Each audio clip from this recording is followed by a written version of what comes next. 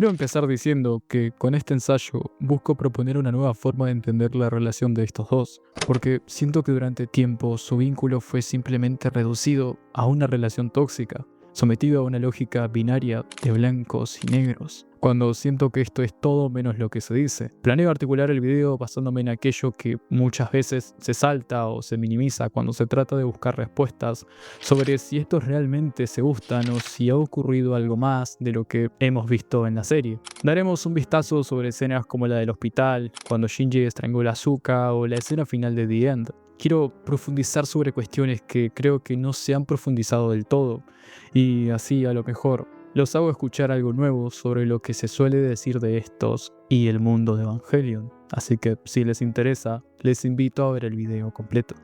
En el vínculo entre Shinji y Asuka se entrelazan la esperanza y el temor en una danza constante. Cada mirada y cada palabra cargan la fragilidad de dos almas que, al intentar acercarse, se encuentran con la barrera invisible de sus propios miedos.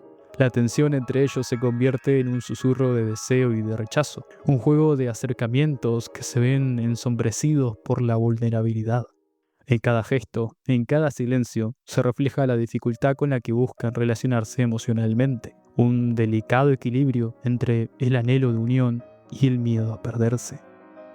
El viaje de Shinji por comprender su identidad y la fatalista necesidad de aprobación de Asuka son conflictos muy correlativos entre ambos. Ese abandono simbiótico con sus madres y esa indiferencia de su entorno más cercano los llevó a una desesperante forma de relacionarse.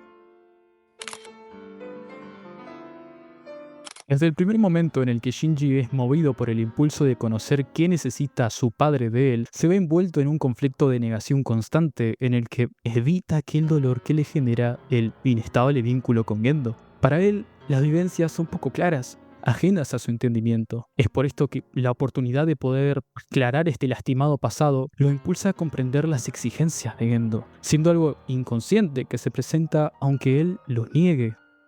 Yui era ese primer vínculo afectivo con el que Shinji podía conciliar su paulatino paso a la individualidad, pero con su ausencia, este necesario desarrollo de la comprensión de roles familiares, sociales e instructivos se ve atrofiado, reducido y poco claro, algo que generó esta posterior creencia de invalidez individual al mundo, pensando que su valor no reside en lo que es, sino en lo que es capaz de dar indiscriminadamente a los demás.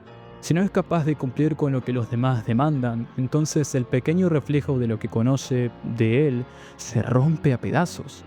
Aquel reflejo del cual cree tener certeza no es más que una de las tantas mentiras que se obligó a creer. Esta dolorosa mentira de sí mismo se convierte en una verdad evidente, una razón por la cual existir, aunque con evidentes fracturas que terminarán por presentarse en una crisis de identidad. Como no hubo espejo que lo mirara sin exigencia ni juicio, Shinji termina construyendo una personalidad provisional, obediente, apacible, casi invisible. Siempre prestó a cumplir expectativas, pero al mismo tiempo, esa identidad nunca termina de sentirse suya. Es un modelo impuesto, un rol asumido para evitar el abandono. Cuando actúa, lo hace a través de los mandatos de otros. Cuando calla, teme revelar algo que no soportaría que los otros vieran. Esa máscara lo convierte en un espacio en suspenso entre lo que siente y lo que puede nombrar, entre lo que es interiormente y lo que acepta mostrar. Al acercarse a otros, Shinji lleva el eco de esa herida y esa identidad suspendida que desea cercanía, pero teme que el otro descubra su vacío. Quiere que lo miren, que lo reconozcan, pero ama con la prevención de no dejarse partir. Sus lazos se vuelven frágiles. Cuando alguien exige autenticidad, huye. Cuando alguien se retira, lo interpreta como confirmación de su soledad ontológica. Su crisis no es solo quién soy, sino qué me permito ser en relación con el otro. Y ahí, en esa grieta, queda atrapado entre el impulso de conectarse y el terror de disolverse. Por otro lado, Asuka crece con una madre que, tras un experimento que trastoca su mente, deja de reconocerla, sustituyéndola por una muñeca y pidiéndole incluso morir juntas. Esa ausencia de reconocimiento, esa madre que dejó de verla y eligió una muñeca en su lugar, fue una auténtica fractura que partió a Asuka antes de que pudiera construir su reflejo. sin mencionar que su padre nunca pudo darle el espacio necesario para recomponer esa confianza en sí misma. Desde entonces, vivir se volvió sinónimo de ser elegida. Aprendió que la existencia dependía de impresionar al otro, de enaltecer su figura, de conquistar la mirada ajena como quien busca un rayo de luz en medio del hielo. Así empezó a construirse como alguien rápida, eficiente, brillante y ruidosa, cualidades que le permitieron creer que podía esconder lo frágil que resultaba ser. Su ego se convirtió en una armadura, una superficie pulida que debía deslumbrar lo suficiente como para que nadie mirara el temblor que había debajo. Cada vez que gritaba que la miraran, en realidad buscaba que no la volvieran a dejar sola otra vez. La realidad de Asuka gira en torno al éxito externo, superar a Shinji y a Rei en los niveles de sincronización, ser la que lidera los ataques, la que no duda, la que sabe cuáles son las mejores soluciones, ser la más reconocida, la mejor piloto. Pero este mundo que construyó depende de la mirada del otro. Cuando esa mirada falla, se debilita o es indiferente, ese edificio que construyó se tambalea. Cuando Rei Ayanami la eclipsa, cuando su puntuación baja, cuando el vínculo con su Eva se debilita y vuelve a verse en un segundo plano, no puede evitar derrumbarse junto a la impotencia de sentirse sustituida, que sentir que no vale nada y que es reemplazable. Con este breve análisis podemos entender que ambos, independientemente de experimentar vivencias distintas, sufren una historia muy parecida. Sus heridas se complementan, sufren en silencio y comparten un dolor que imposibilita reflejarse con otras personas. Con esto llegamos al capítulo 8. Asuka llega a Japón. Cuando ésta observa a Shinji por primera vez, lo califica de poco impresionante. Ese juicio tan rápido no es mera arrogancia ni tan solo una primera impresión fallida que puso Kashi, sino que es un reflejo de su propia historia. Ya se constituyó defendiendo que la miraran, que la eligieran, y ahora ve al otro, al que quizás no le exige nada, alguien que se deja poseer por el papel del piloto sin buscar brillar. En ese momento, Asuka coloca una señal silenciosa: yo importo, tú no tanto. Para Shinji, en cambio, esta mirada representa un primer impacto fundamental. No solo se ve mirado por alguien que cree que está por debajo de él, sino que, sin quererlo, queda sancionado como inferior, como otro, que debe alcanzar un estándar que Asuka ya cree tener. Su inseguridad ya latente se amplifica al verse confrontado con una rival que no busca ocultarse. I'll get her permission after the fact. Cuando llega el ángel y ambos deben pilotear juntos para enfrentarlo, este primer roce entre ellos se vuelve acción compartida. Asuka arrastra a Shinji, lo incorpora en su espacio, lo impone. Pero lo que parece dominación también encierra dependencia. Asuka necesita que alguien valide su poder, y Shinji se ve llevado al centro sin elección. Ambos alcanzan una sincronización que les permite vencer, lo que muestra que debajo de esa tensión competitiva emerge una alianza por buscar sobrevivir. Para Asuka, este suceso confirma momentáneamente su creencia de que ser la que importa se demuestra actuando sin miedo. Para Shinji significa un paso más asumir que él también existe como piloto, pero al coste de prestarse a un rol que no eligió y ser juzgado desde el éxito de otro. En esa conjunción queda expuesto que su relación se empieza a construir fuera de lo simple, de una rivalidad o una momentánea atracción, sino que también se construye sobre la mutua herida, la necesidad de reconocimiento y el miedo a la pasividad. Algo que vamos a ir viendo más a menudo durante este análisis es que él refleja lo que ella rechaza y ella se afirma en lo que él no es. Cuando Asuka se muda con Misato y Shinji, no resulta en un mero cambio de domicilio. Es una intrusión simbólica. Ella rechaza ese espacio de intimidad al principio, parleando del muro de Jericho, para evitar que él impacte en su espacio, y llama su atención con provocaciones veladas, para después negar cualquier intención. Ese muro es un territorio en discusión. Quiere que él lo perciba, que él dé el paso, pero no sin que ella mantenga el control. Cuando ella finge quedarse dormida junto a él y él intenta besarla, esa atracción primeriza se mezcla con el vértigo de la transgresión. Ese casi beso tiene un carácter de umbral. Shinji quiere entrar, pero retrocede ante el tembloroso llamado que dispone Asuka al pronunciar a su mamá, profundizando en ese abismo con el que carga Asuka debajo de su fachada, del cual Shinji se ve reflejado y vuelve a tomar lejanía, pronunciando que ella también es una niña. Podríamos decir que ese gemir materno nos revela un tejido oculto, que ese deseo no es solo puro impulso hacia el otro, sino también reclamo del pasado, eco del abandono y del silencio que sufrió. Su posterior negación, sé que intentaste besarme mientras dormía, no es solo una acusación, es un intento ambivalente de tomar la autoría de ese momento. Quiero decir, reordenarlo bajo su voluntad, someter rápidamente la vulnerabilidad que dejó brotar, sin querer. Entendemos que el hecho de que se mueven juntos implica compartir aires, bordes y umbrales donde las defensas pueden ceder.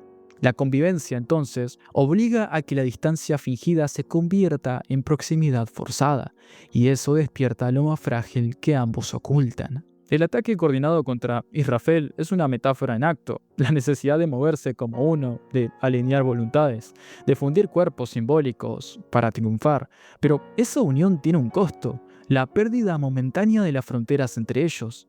La sincronía operativa demuestra la tensión de este vínculo. Ambos dependen del otro para sobrevivir, pero también compiten por ser quien dé el paso decisivo. En ese cruce, el yo de cada uno se expone. Ella exige ser el centro, y él se ve borrado si no toma posición. Pero pasando al capítulo 10 de la serie, Asuka busca intensamente que la vean y la valoren. Se insinúa nuevamente a Shinji durante el momento en el que comparten la piscina y él estudia. Invade su espacio exponiendo su cuerpo junto a él. Esto no es solo insinuarse, sino un reflejo de buscar ser elegida, de no volver a ser aquella mirada que no importa. Cuando busca provocar a Shinji con sus palabras, ¿crees que mis pechos crecerían si los calentamos? Lo que encontramos detrás de estas palabras es una exigencia de que él participe de ese reconocimiento corporal, que ponga su mirada, que dé un paso. Pero Shinji, paralizado, reacciona con incomodidad y silencio, propio de no estar entrenado para responder a esa convocatoria tan agresiva. No logra entender la situación. Esta posición de Shinji al final del capítulo cambia. Cuando Asuka está a punto de caer en lo más profundo y perderse en la inmensidad de la lava, Shinji, el mismo que evitaba protagonismos, se lanza a salvarla. Esa inversión afecta la dinámica. El cuerpo de Asuka queda expuesto al riesgo, al dolor, y su coraza se resquebraja justo cuando él actúa sin discurso, sin plan, solo por ella. Y cuando ella sonríe, aunque haya reproche, es un reconocimiento implícito. Ese cuerpo herido, esa caída, ese rescate, marca que el vínculo no es solo de competencia, sino de dependencia. El episodio 15 de Evangelion es uno de los que más me gusta, porque en esos dos principales títulos, Mentiras y Silencio, y esas mujeres que anhelaban el roce de los labios de otros, tuvieron un fuerte impacto en mí y en las intenciones de consolidar este video. Mentiras y Silencio refleja la importancia del pasaje interno, mentiras que uno no cuenta, silencios que se imponen. Se enfatiza en demostrar cómo los personajes de esta maravillosa obra llevan consigo capas de engaño. Misato le confiesa a Kashi por qué le mintió acerca de haber terminado. Kashi, de igual manera, oculta sus verdaderas intenciones con la organización. El papel del silencio, entonces, es fundamental, porque está presente incluso en los deseos más íntimos de los personajes. Es un silencio que sabotea y limita la posibilidad de tener un vínculo auténtico. Los silencios no son solo verbales, también se inscriben en gestos, en heridas, en lo que no se dice con el cuerpo. Una de esas escenas que nutre de manera esencial este discurso es el momento en el que Gendo y Shinji visitan la tumba de Yui. Sus cuerpos están presentes, sin embargo el diálogo resulta casi inexistente. Es entonces el silencio lo que domina a Shinji, lo somete y evita que accione por más deseo que surja de él. Nos lleva al segundo título. Esas mujeres que anhelaban el roce de los labios de otros. En contraposición del tramado conflicto que atraviesa Kashi y Misato, que termina en un sensible beso, tenemos lo contrario. Asuka, aburrida, le propone a Shinji darse un beso. El confundido pregunta cuál es la intención detrás de esto. Asuka presiona a Shinji llamándole cobarde, algo que lo impulsa a responder. La intención de este beso, en principio, no busca conquistar, sino por parte de Asuka, busca sentir cercanía a alguien que no la juzgue, alguien que no la vea desde la distancia idealizada en la que siempre se colocó frente a Kashi. En Shinji hay algo distinto.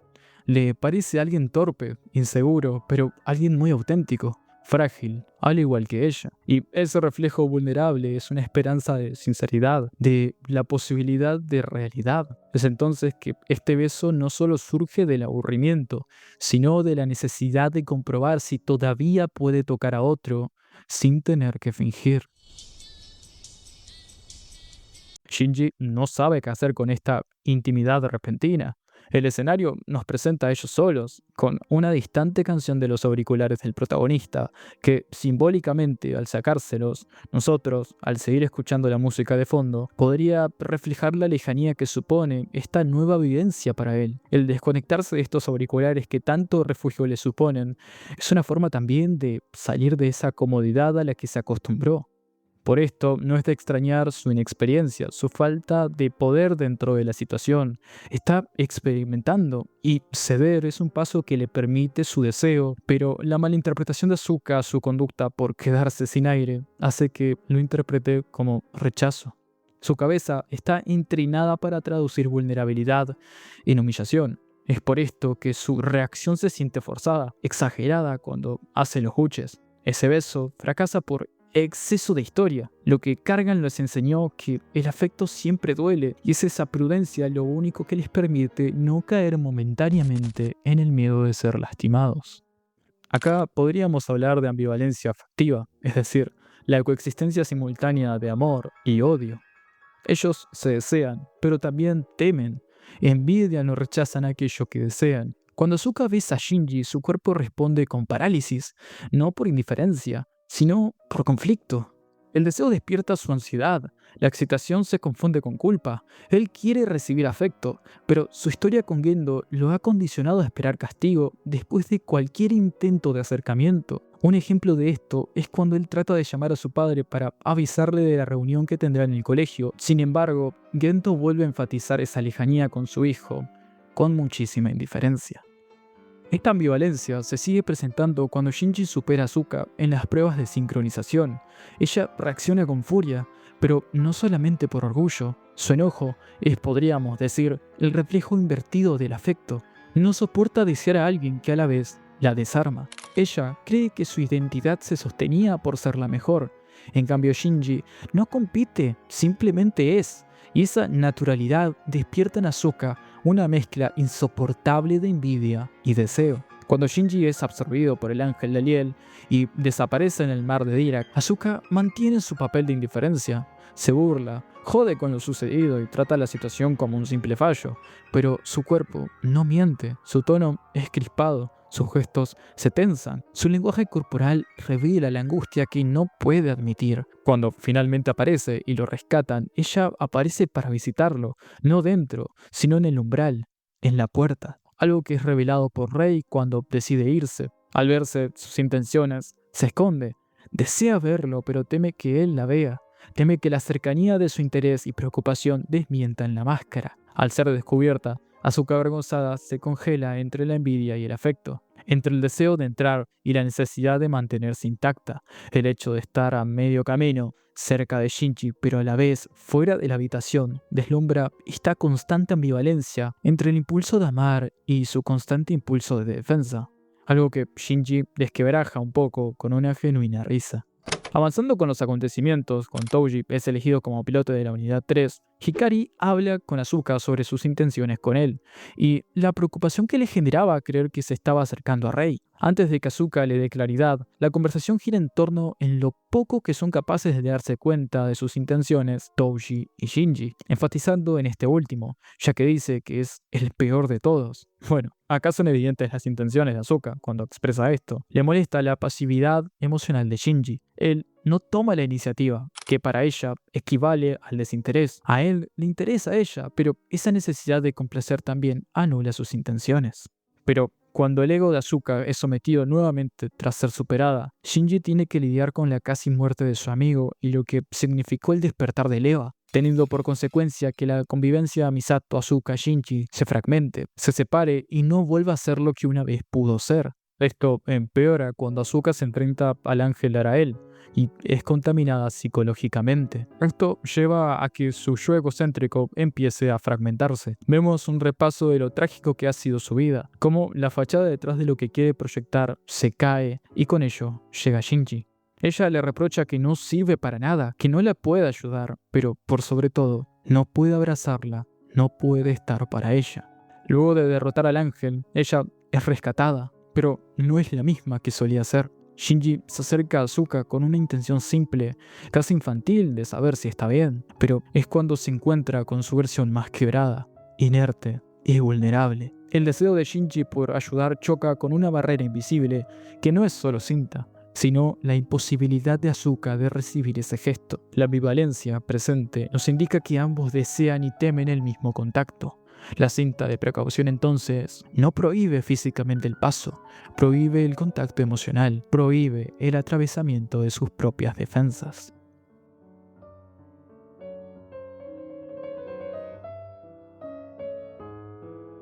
The End of Evangelion abre con una secuencia grotesca. La escena del hospital es una de las más controversiales y una de las más mal interpretadas, así que trataremos de analizar un poco lo fuerte de este momento. Shinji es un personaje que se ve incapaz de sentir por sí mismo. Esto se ve reflejado en la serie, cuando Misato le pregunta a Shinji si quiere pilotear el EVA, y él le responde, lo hago porque todo el mundo me lo dice. A lo que Misato le dice, no me interesa lo que piensan los demás, te estoy preguntando a ti. Shinji entonces no responde. Él hace esto porque él cree que no puede tomar decisiones por sí mismo. De hecho, la razón por la que va a ver a Asuka al hospital en primer lugar es porque quiere que ella lo ayude, que sea ese impulso que necesita en un momento de plena oscuridad. Le expresa, vamos, llámame estúpido otra vez, porque en todo este caos necesita que ella, una de las últimas fuentes de interacción que cree poseer, le diga qué hacer. Es entonces que la habitación del hospital deja de ser un espacio realista y se convierte en un espacio mental. El cuerpo inerte de Asuka funciona como símbolo de todo lo que en Shinji alguna vez fue capaz de conmoverlo.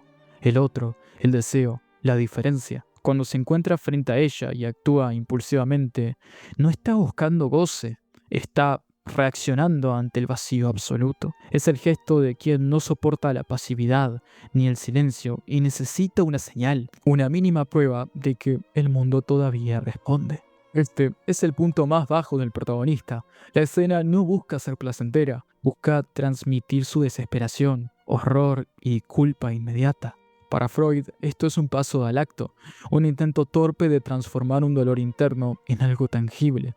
La energía libidinal, que no se puede dirigir a un objeto real, se descarga de manera impropia, revelando hasta qué punto se ha roto el equilibrio dentro de Shinji. Podríamos decir que es la muerte de la palabra, donde no hay posibilidad de decir estoy solo, el cuerpo se convierte en vehículo de lo indecible.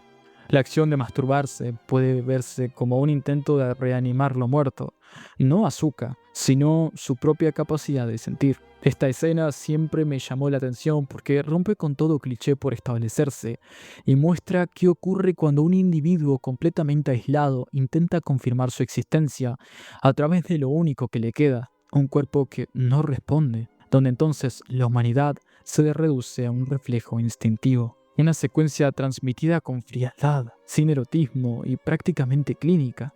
Lo grotesco expone la pérdida de límites éticos y afectivos, donde su vínculo se quiebra, toca fondo y pierde cualquier tipo de inocencia. Con esto, la escena deja de ser un tabú y se vuelve casi un diagnóstico, un retrato de lo que pasa cuando el deseo pierde su mediación humana, cuando el cuerpo deja de ser lenguaje y el lenguaje se vuelve imposible. Es el espejo más cruel con el que siento que Hideaki Anno decidió retratar cómo Shinji atravesaba la traición y muerte de Kaworu y la realidad detrás de la existencia de Rei. Con la invasión de Seal, la destrucción de Nerv y la posibilidad de la instrumentalización humana, Asuka es trasladada al fondo del mar, junto a Eva. Ella, sumida en el caos y la desesperación, es acechada por una suave voz que busca consolarla. Nos enteramos entonces que es Kyoko, su madre, la cual le susurra que viva, convirtiéndose en una frase que es más que consuelo. Es la restitución simbólica del vínculo. La madre antes destructiva se vuelve sostén. El lazo que antes la anulaba ahora la impulsa a existir.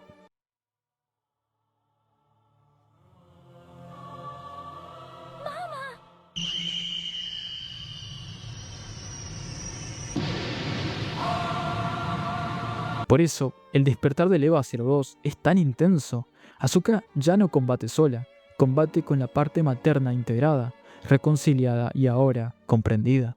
Si vemos más allá de lo simple, podemos ver que la instrumentalización humana funciona como la culminación de todas las tensiones que venimos rastreando. Deseo, cuerpo y palabra finalmente colapsan y se funden en un mismo núcleo simbólico. Lo que Seal llama proyecto de complementación humana es el intento de resolver por la fuerza lo que cada personaje no pudo elaborar en su propia interioridad. El miedo a la soledad, la imposibilidad de sostener la diferencia entre yo y el otro, y la necesidad tan humana de volver a un origen donde no haya distancia, ni herida, ni deseo. La instrumentalización entonces es la utopía de la fusión total, disolver todas las barreras entre los individuos, eliminar el sufrimiento que nace del malentendido, de la palabra que no alcanza, del cuerpo que separa. Pero esta solución también representa la aniquilación del sujeto.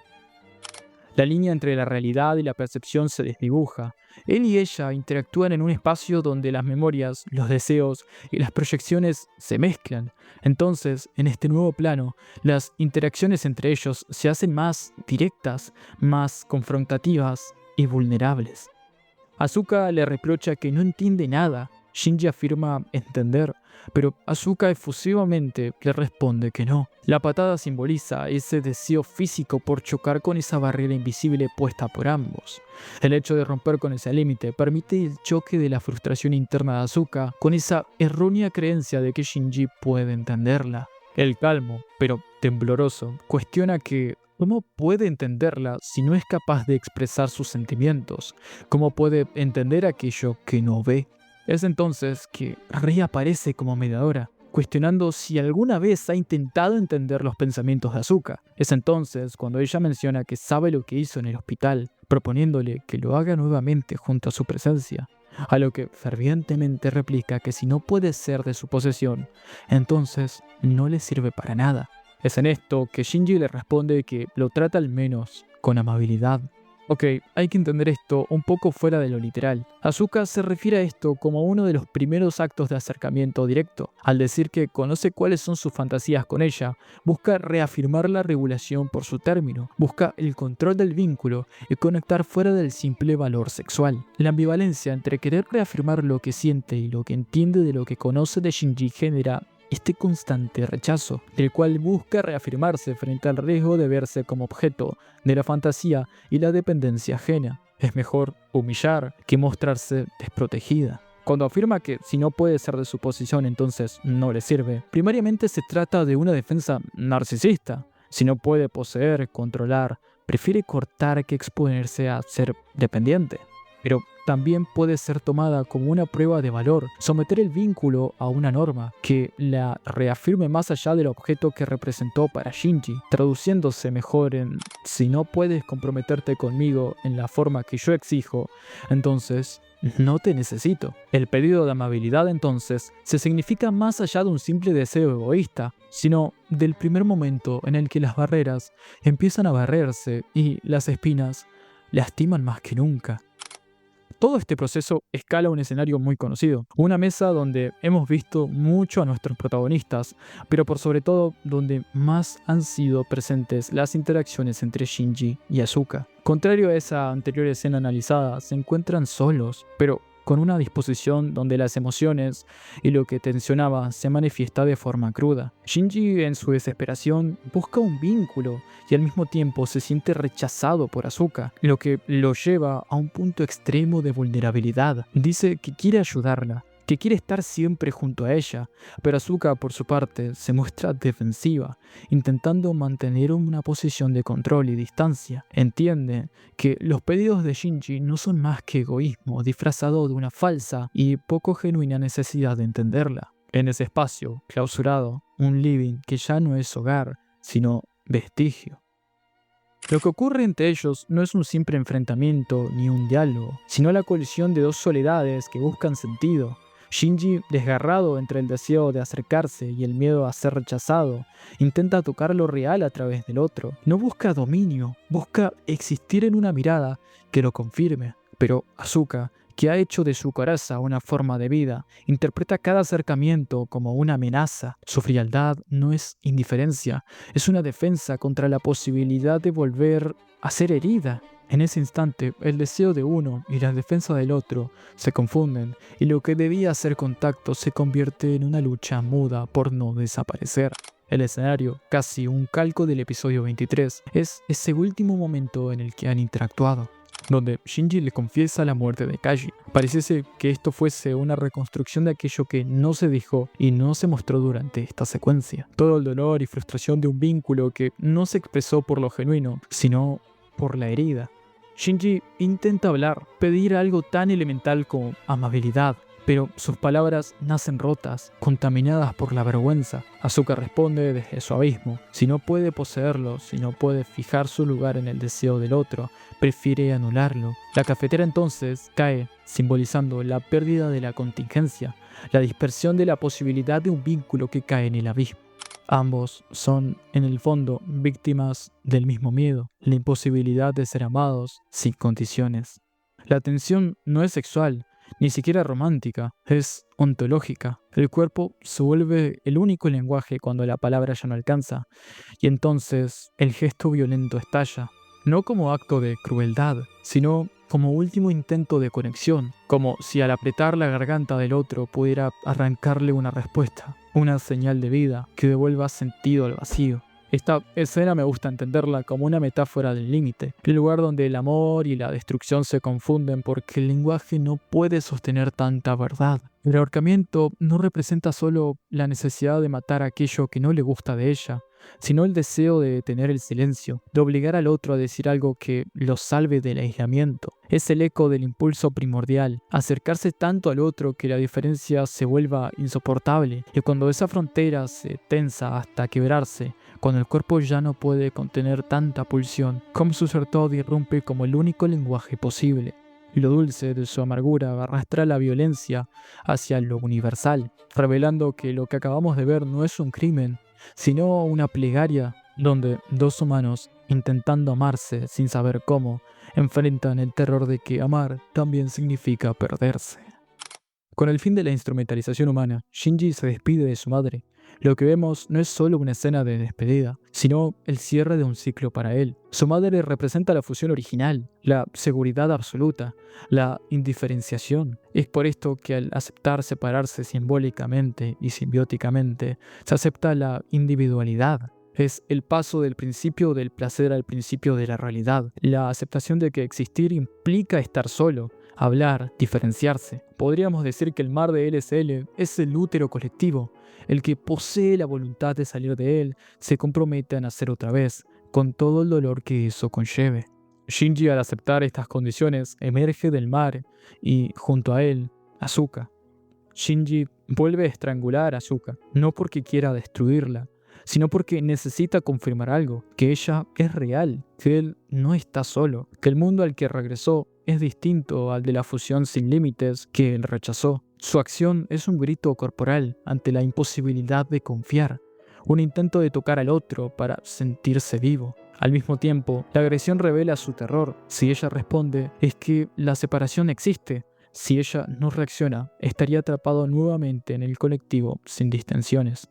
Asuka, por su parte, no retrocede. En su gesto de acariciar la mejilla de Shinji, hay reconocimiento de la vulnerabilidad de él y también de la suya. La mano suave sobre su rostro es más que consuelo, es la afirmación de que él sigue siendo alguien para ella, a pesar de toda distancia, humillación o lucha.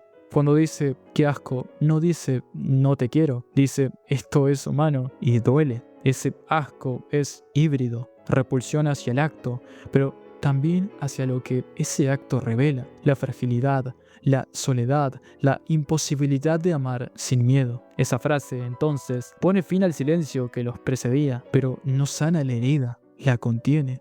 El deseo de unión, la necesidad de reconocimiento y la defensa narcisista que los ha separado durante tanto, confluyen en uno solo, volver a encontrarse como seres distintos, no como fundidos. Así, la escena representa la elección de vivir con el dolor que eso conlleva, rechazar la fusión absoluta para decir te veo, te conozco, te rechazo también. Y en ese grito mudado, la mano vendada, la mejilla, las lágrimas, se declara la posibilidad de un vínculo, no perfecto, no limpio, pero existente, real y comprometido por todo aquello que compone a la humanidad.